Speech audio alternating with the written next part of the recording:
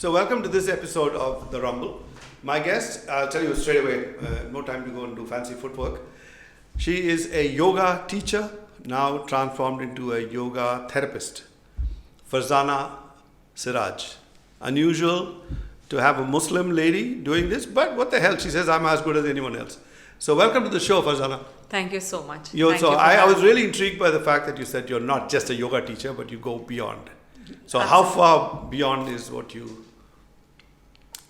Yoga is such a wonderful science, and I genuinely feel that it has not been tapped into the way it can, So it's a great healing science, not for the mind alone, because normally when we talk about yoga, we associate yoga, meditation, stress at maximum where it can get. Yeah. But yoga is a wonderful tool to heal the body.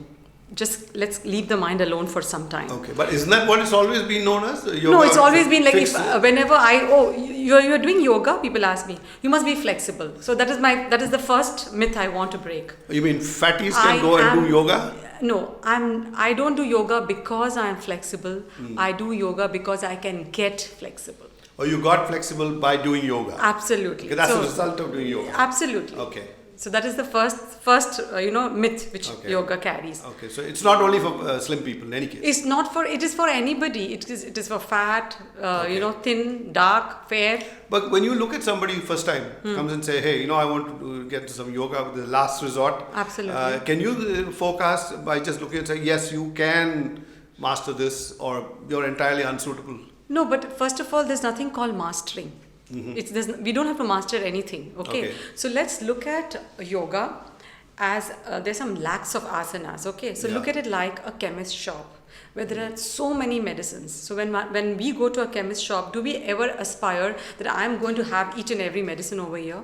No, we only go look. Medicine. Exactly. We only say that whatever is I'm lacking, I want to have a medicine, which is that. Yeah. Similarly, yoga asanas are meant for people to get better than what their existing condition is. Okay. There is no goal. It's all about the journey. So we treat it like another branch of medicine. I've come to get fixed. Absolutely. All right. So you could be having some problem with your back. So I would give you asanas for the back or for the shoulder. I mean, you don't have to do all the asanas at the same time, and then only you're considered that's fit. True. So that's because you're not aiming to be a teacher. You just want to use it. Exactly. Absolutely. Okay. So when you started this, did you get into this because you got no problem sometime? Yes. Actually, I've been practicing yoga from the age of 13. Okay. And I come from a very conservative background, and those days there were no gyms to keep yourself fit. Okay. So I think I just saw some book yoga somewhere, and I started practicing myself to keep myself a little fit. As years went by, when gyms came into vogue, I joined a gym and I thought I was pretty fit. Okay. Till one day I had this excruciating back pain, and I went to the orthopedic guy, and he made me do an MRI, and he said, okay, look, one of your discs have prolapsed, and you have the sciatic pain. And I went through the entire rigmarole. So that was including surgery in the works? No, not surgery. Thankfully, no. But I went through a traction where they kind of pulled my body apart with the machines. Did you increase in length? No, but I increased in pain. So there was an increase. Okay. Right. So after that, I realized that I felt better, but I was not able to go back to my routine activities. And I was like, my confidence level dipped. Okay. And I felt, is this the way I've got to live the rest of my life? Because this is not what I definitely want. And then my quest began, actual quest. Okay. And that's when I was introduced. This happened at 13? Yes. Little 32, okay? So then when I was introduced to Iyengar yoga, and when I started doing that, I started feeling better. And I went to BKS Iyengar, Pune. The man. Oh, wow. And don't talk about him. I'm just floored about him. So, he's like, if I talk about him, I'll have all those gooey things on my face. And so he was the one. What language did he speak to you? He speaks English, wonderful English. He's authored so many books. What else does he speak? He speaks Marathi because he's from Karnataka, Belur. Oh, okay. And he is the brother-in-law of Krishnamacharya, of the Krishnamacharya Yoga Mantram fame. Oh, okay. And he was his first guru. That is, Krishnamacharya was first guru of BKS Iyengar. But BKS Iyengar went on later to develop his own unique style of yoga. He concentrated more on the body because his funda was very clear. He says, you can sit, you can talk about medication, you can talk about everything. If you have pain in your body, can you even sit for 5 minutes? Is my question. Yeah, you stop exactly, listening to your me. mind just doesn't function. So it was very, very natural, you know. True. So what he was a man behind the props, which we have props like blocks, belts, chairs, blanket, you name it. Everything is a prop. all that used in. It is used in the practice of yoga. Yes, simply because it enables the practitioner to get where he should be going. So like, so for example, like say if you have to do a particular asana and you require to put your hand on the floor. Okay. And you're not able to do it, obviously, because you're not trained to do that. So what do? So you don't do the asana? No, you just use a prop, a support. And that support is just given to you as long as you need it. The day you are free, it is weaned away from you. It's a very simple thing. Like when you have a child, you give a child walker. Correct. Yeah, but that doesn't mean the child is going to use the walker the entire life. When he the doesn't moment, need it, you take it away. when his muscles are strong enough, you remove the walker. It just enables the child, gives the confidence that yes, I can do it. But the ultimate way of doing yoga should be without any of these props. Yes, but then how many people can get there today is a big question. I see there is a method to this madness, I would like to call it. You know, the using of props. See, people today try to contort their body in all kinds of positions, but that the lines are not clean. So what is why do we actually do yoga? Very, very simply put, yoga sees that prana reaches all parts of your body. Because prana is the energy force, the life force, which heals you. Now, if your body is not put in straight lines, the meridians, the channels for the prana to travel is blocked everywhere. So it's like you stand on a water hose, and if step on it, what happens? The moment you release and you open out the whole water hose, water just gushes out fast. That's what happens to prana. So when you put your body in clean straight lines, prana travels easily. So that's the goal of yoga. But if you think that if you don't look at your alignment, you have beaten the whole purpose. So any yoga teacher who doesn't tell you all these things, look at all these things, is not doing his job right, teaching? No, he's not doing his job. So he should be doing all those things fundamentally. Absolutely. Because, there are like in any other thing, there are a lot of injuries happening in the name of yoga. And that's of course, sometimes despite all the best attempts, also it can happen. Of course, we're not talking about cases like that. But most often I see that yoga teachers, they do these crash courses and then they start believing that I'm a yoga teacher. It's not as simple as that. That's lots. So this is what you have to know. You don't just sit there and become an expert and just pop whatever you feel like. There has to be some, I don't know whether you call it, be a graduate in this thing, but you have to come from some establishment where these things are very clearly transmitted to you, and then you pass it on correctly. Correct. So we'll find out. So you use yoga to teach people, that's one part of it, and the other one is to cure, that's what you said. Absolutely. Physical, whatever their problems are. Yeah. So tell me, what is it that you actually do? So I have this center here in Nungambakam called Orange Ray. It is a multi-speciality alternative medicine center. I felt the need to start one because I was seeing that there are lots of issues, and every issue does not need painkillers, nor does it need surgery. Most of the issues come from the mind, and that's very clearly illustrated in yoga, the mind and body connection. So once you set the things right here at the emotional level, automatically healing takes place. It's a very simple thing. Our bodies are tuned to healing. Nature has already made us in such a way that we can heal ourselves. Like, for example, if we cut a finger, do we have to do anything? We don't even need to actually put a Dettol or anything. It just heals itself. Yeah. But what if I every day came and poked my nail into that wound? Would it heal? No. So we do that to ourselves, knowingly and unknowingly. So we don't allow. So what we need to do is make the conditions around us conducive to ensure healing, to facilitate healing naturally. This is for the mental problems or physical? Even physical. Like, for example, I'll give you, so my journey into yoga started when I had this back pain, and when I was completely healed, I realized that, look, this is a gold mine. We are sitting on it and we have not even tapped it. So why not? And that's when I started something called Krishna yoga, which was just a therapeutic yoga, and we used to treat patients, and patients who had been written to definitely undergo a surgery. We looked at them, we treated them. Almost written off, literally. Nothing but surgery to fix it. And I would like to tell the viewers, it is not some hanky-panky, some rubbish what we are doing here. We see the MRI, we know exactly, we are trained. So using all modern tools. Absolutely. So we do that because we need to see what's going on in the body. I can't be sitting out and just imagining what is going on in your body, right? We just don't deal alone with symptoms, because some problems can be asymptomatic.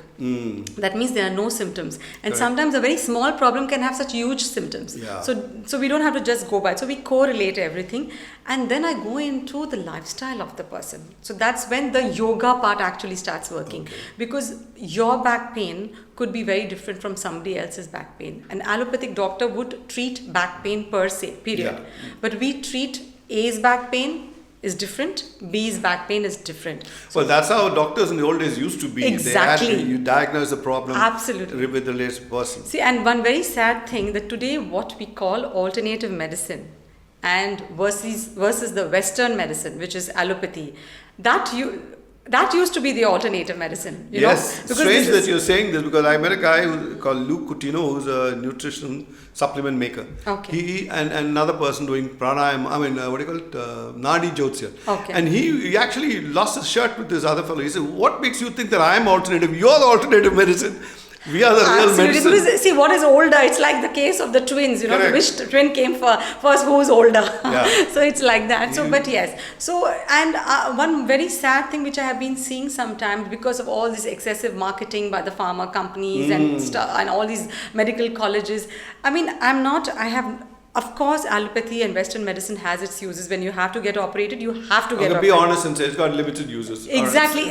And for that matter, every science has limited uses. It's not that no science is complete. But isn't this a long drawn process as opposed to popping a pill? Is that why people don't take Yes, because people don't want solutions. A quick fix? They only want a quick fix. The day people realize that their body, cannot be traded. I mean, I tell my patients, you buy an AC for 40,000, 50,000. First thing you do is an AMC, right? Annual maintenance contract. Yes. Where is your body's AMC? They have no answer for question. that. They have no answer. But just because it's come down free, they have not spent $40,000. They think it's okay, but they don't understand it is irreplaceable. They cannot replace it the moment it comes down. There's only one you've got, so you have to look after it. Absolutely. Okay. So these are small things. It's just a matter of awareness. Once people start looking and start changing lifestyles. So what should be done? It should be done at governmental levels, at society levels, at school levels, to tell people, listen, there are simpler ways of fixing yourself. Absolutely. So what has happened, see, the first very, very good thing which I've been very happy is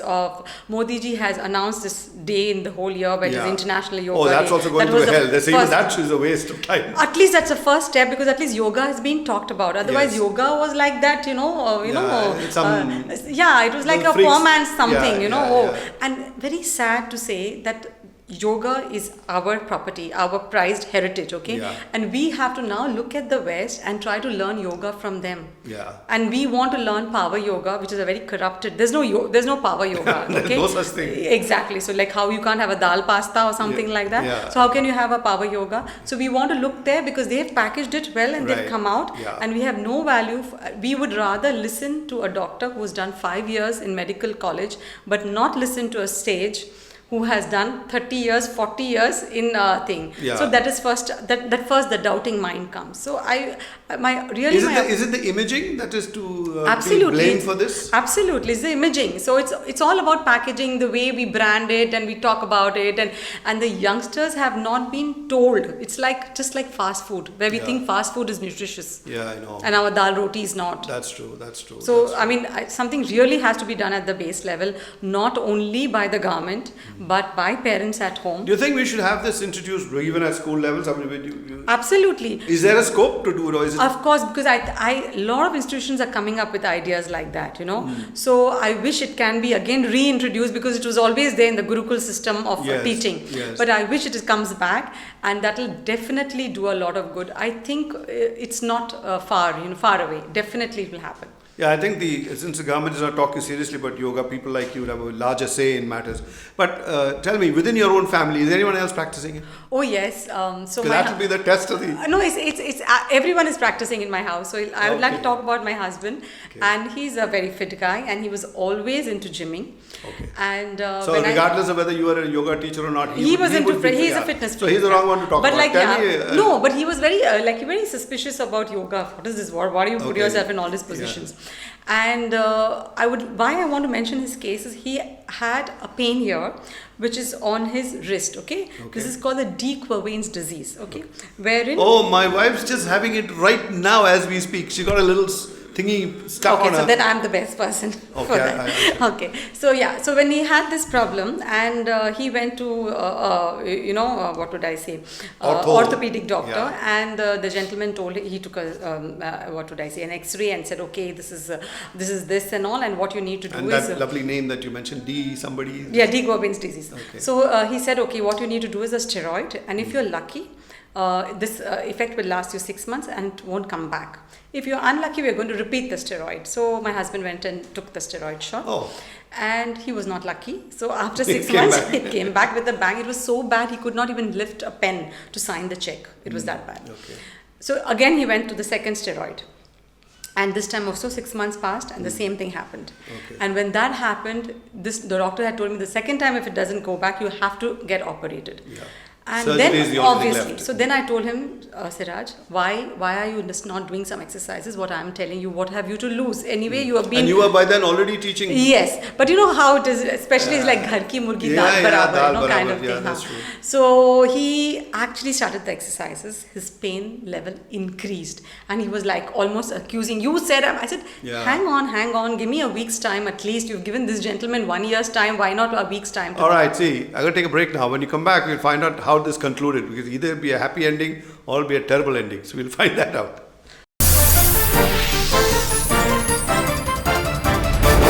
So let's continue with where we left off. What happened after he listened to you? So then after that, the 5th day, his pain started subsiding. And by the 7th... so you mean in between it started to go up? Yes, as I said, it increased. So he looked at me very accusingly and he said like, what are you doing to me? So I said, just hang in, give me a week's time. So by the 5th day, the pain started subsiding. It reached its zenith and then it started subsiding. Okay. And then by the 10th day, it was pretty low. And after 15 days, he was totally free of pain. But of course, I must give it to my husband. He was very, very patient and very, very, conscientious in his, observance of all the asanas. It must have been last resort in any case. Exactly. And this is at least 6 years old story. It has not come back till then. Okay. And from that day, he's become a die-hard fan. And I have these yoga classes all over the city.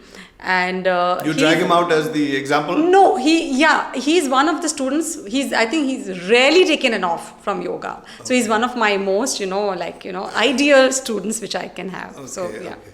And is that the only problem that you ever had? You never had to use anything else? Like, is it also a preventive process? Obviously, like yoga is... if you want to stop something in the future, do these. Yes, sure, of course. You do that too, not only... No, yoga has already been known as a preventive tool. But what I'm trying to establish here is not only a preventive tool, it's a curative tool as well. Okay. So that people don't know. Yeah. People think that, I want to do yoga so that I don't get. But if I get something, then yoga can't do anything. That's a myth. Okay.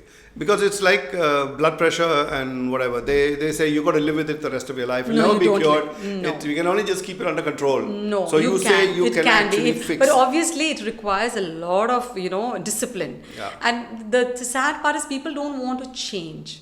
People don't want to change. They want because it's not easy. That's why. Yeah, but they have to understand that if you continue to do the things you have done, you will continue to get the things what you have got. True. So if you want to change what you have got. Okay. So it's also interesting to know about this yoga. When you say Iyengar's system, is it truly a different system, or is it just that you learnt under him?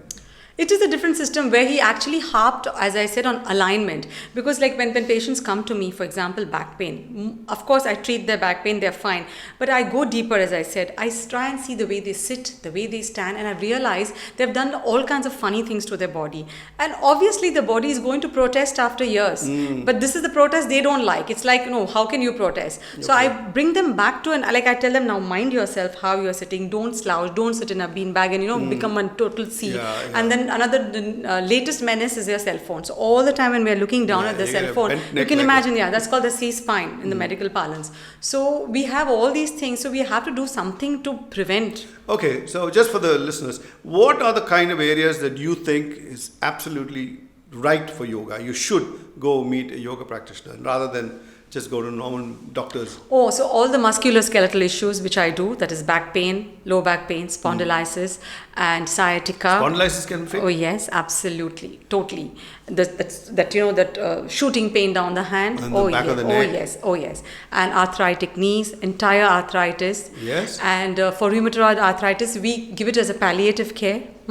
And migraine, it does wonders for migraine, and stress and depression. Depression also, we have wonderful results. How does yoga treat depression? See what happens with people who are depressed. Basically, the mind gets clouded, the judgment. Of course, medically you can say that you have this chemical less that and neuron, this more and dopamine and and all kinds of stuff. I mean, all that is fine, but your body has a power to heal yourself and to create those yourself, right? So they have not done that. So they've put themselves in so much of stress, and the biggest tool which we have in yoga is the breath.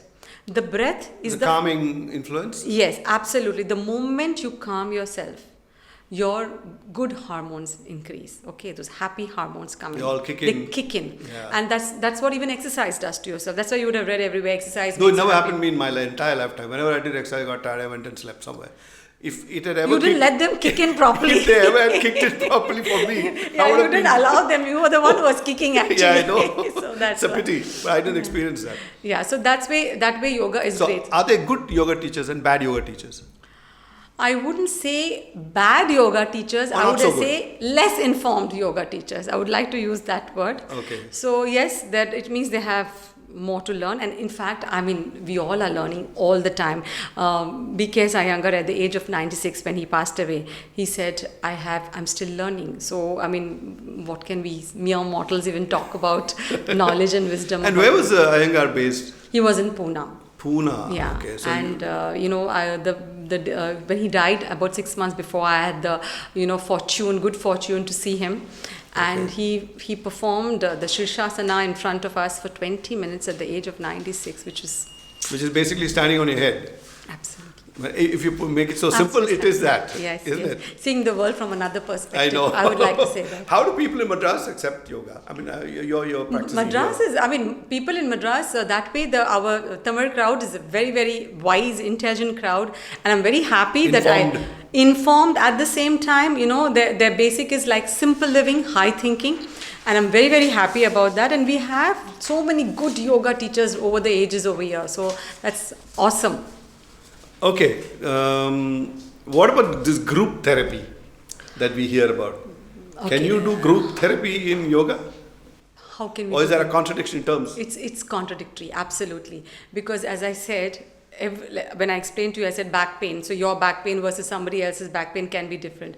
How can you do group therapy? How can one size fit all? So one teacher on the top of the dais, 500 of you in front, bending and stretching. That's where commerce has kicked in. That's no as far as you're concerned. No, absolutely. Okay. Another thing is there any religious connection between yoga and Hinduism, or is it something just out of association happened in spite, or is it? I'm very happy you asked me this question, because this was asked to me 2 years back in Malaysia when I went for a traditional and complementary medicine conference. So they asked me that you're a Muslim and you're practicing yoga. So I told them that I'm a practicing Muslim, I'm a practicing yogi. So I think that should answer your question. So yoga is far beyond religion, small-mindedness, people. It is a divine tool. Will it actually replace religion if you're sufficiently knowledgeable in it? Will it remove the need for any kinds of belief like that? Yeah, yoga is spirituality and religion is rituality. That is what is my opinion. Any religion. It's not only A, B or C. So is it a disciplined path to life? Absolutely. Is that what it really teaches you finally? Yes. Or introspection also? Absolutely. Because see, you can't change the conditions in life. Life is all about that. But what yoga teaches is you how to experience that without feeling, totally walked over and run over like a thing.